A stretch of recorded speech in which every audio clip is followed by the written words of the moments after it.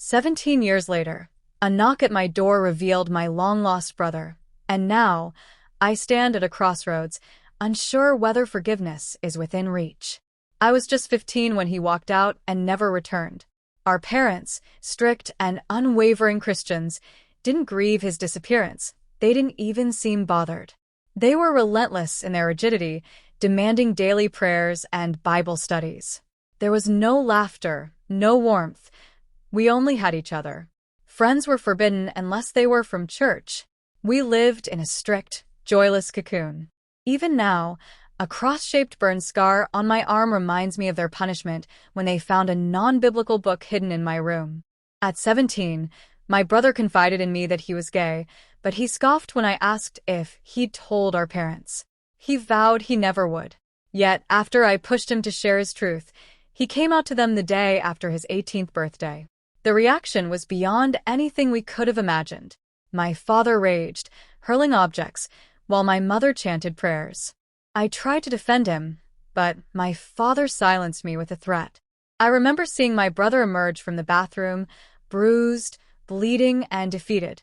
He became withdrawn, giving me only single-word responses, and soon, a week later, he left. He told our parents goodbye, but they ignored him. He hugged me and whispered a quiet farewell, and that night, I cried myself to sleep. When he wasn't home by morning, I begged my parents to call the police. They did so begrudgingly, and my brother was declared missing. His case went unsolved, becoming one of those haunting, unsolved mysteries. My parents' indifference disgusted me. They banned his name from our house, but played grieving parents on TV, exploiting his disappearance to gather donations. When I turned 18, I left that house behind, breaking all ties. For years, I tried everything I could to find him. 10 years of fruitless searching. But then, 14 years later, as I sat with my wife, I heard a knock on the door. Opening it, I saw him, the brother I had given up hope on ever seeing again. I froze in shock. "Come on, give your brother a hug," he said. I hugged him, but the painful truth was that I'd long since learned to live without him. Somehow, his presence now stirred only numbness in me. Still, I invited him in, and we exchanged polite words, but eventually, I had to ask why he had never tried to reach me. I told him about the anguish of searching, the nights I cried in my wife's arms, the money I nearly spent myself broke on, all to find him.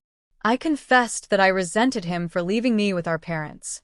He looked away and simply said, "Life always got in the way," but he never explained further. As he left, he handed me his address, saying he'd be there if I wanted to talk. Now, I'm left with a choice I never thought I'd face.